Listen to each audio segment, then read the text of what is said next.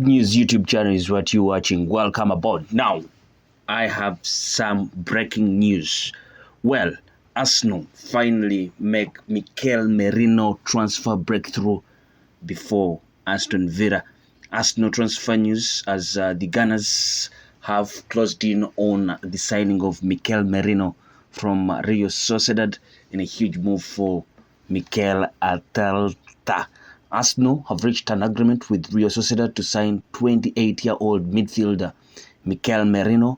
The Spain international is set to become the second major incoming of the summer for the Gunners. Merino will cost Mikel Arteta's side around £28 million plus £3.5 million in add-ons. David Ornstein reports the Euro 2024 winner will pay a 4-year contract with an option for an extra 12 months. Now, that's not Ornstein is not the only person that has reported about this transfer, with Fabrizio Romano saying that Mikel Merino to Arsenal, here we go. Verbal agreement is in place for Spanish midfielder to join Gunners. 32 million euros plus 5 million euros on add-ons with a favorable payment terms contract until 2028. Arsenal were closing in on Merino deal since end of July. Merino only wanted Arsenal. Now that's what's up with the news concerning Mikel Merino. So far this transfer window, Arsenal have only added Ricardo Calafiori to their senior side, with David Raya seeing his loan from Brentford become a permanent deal as expected. Merino will bolster Arsenal's options centrally after Emile Smith-Rowe was sold to Fulham. Arsenal have previously been in the mix for Martin Zubimendi and Bruno Guimaraes, as well as other midfielders, even after signing Declan Rice last summer. Merino emerged as a clear favourite earlier this year, though with all parties working towards an agreement for some time. The former Newcastle and Borussia Dortmund man is currently tied down until next summer at Real, but has been waiting for much of this summer to move to the Emirates Stadium. He was left out of the club's opening La Liga clash against Rayo Vallecano. Arsenal will now be hopeful of completing the formalities for Merino sooner rather than later, as they prepare to take on Aston Villa on Saturday this week. That's what's up. Some good news coming out of Arsenal concerning the transfer of Mikel Merino. Now, some other news in the Arsenal. We've got Southampton, or the Saints, preparing a loan bid for Aaron Ramsdale. Southampton are preparing to make a loan bid for Arsenal goalkeeper Aaron Ramsdale. Arsenal's preference is to do a permanent deal for Ramsdale, or at least a loan with an obligation to buy.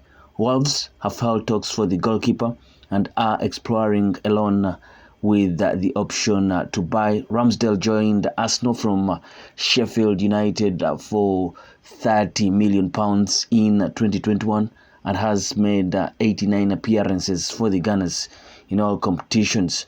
Now, Aaron Ramsdale has played 89 games for Arsenal, made 220 saves, kept 32 clean sheets, had 4 errors leading to a goal. Passes completed have been 1,535 as it is right now. But the 26-year-old found himself sidelined last season following the loan arrival of David Raya from Brentford, which was made permanent earlier this summer. Ramsdale was part of England's Euro 2024 squad and has 2 years left on his current Arsenal deal. Arsenal are working on potential replacements if Ramsdale was to leave. They have explored the conditions of a deal for Espanyol's Juan Garcia. Now, Arsenal Also in the news concerning, aside of that Ramsdale and Mikel Merino news, we understand that Nottingham Forest are closing in on the signing of Eddie Nketiah from Arsenal in a deal believed to be worth £30 million. Arsenal have agreed to sell talented 20-year-old midfielder Charlie Patino to Spanish side Deportivo La Corona, though the move remains subject to personal terms, according to the Mirror. Now, we also know that Mikel Arteta is expected to commit his long-time future to Arsenal as soon as possible. Sky Sports has revealed the relationship between the manager, sporting director Edu, and the Korowanki ownership is so strong that formal talks are not seen as necessary. There has been a flowing conversation, and there is conviction that the club will be an even greater force in the years to come.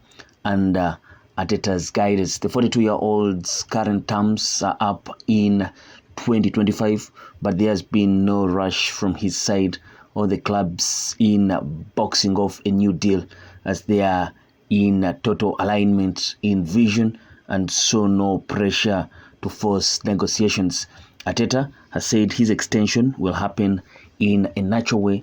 The focus for him and Edu has been on recalibrating the squad and ensuring a strong start to the season, in keeping with how everything else has been handled by the club under the pair. There is calmness over the contract process, and it will be completed surgically. Now, will Arsenal bring in a new forward to replace Eddie Nketiah? And this is what they had to say. I have faith in Kai Havertz. We have faith in Gabriel Jesus. Leandro Trossard has played in that position. Mikel Arteta hinted after last weekend's win over Wolves that Arsenal won't be going in for a new striker, even with the imminent departure of Eddie Nketiah to Nottingham Forest. The best thing we can do is trust the players that we have and try to improve them.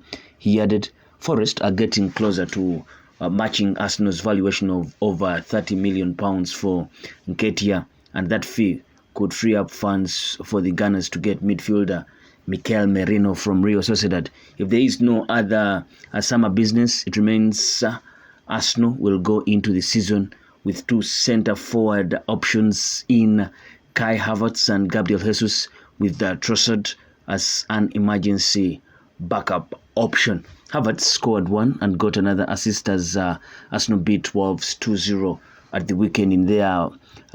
In his 14 games as a striker, he has scored 17 goals. Or he has recorded 17 goal contributions.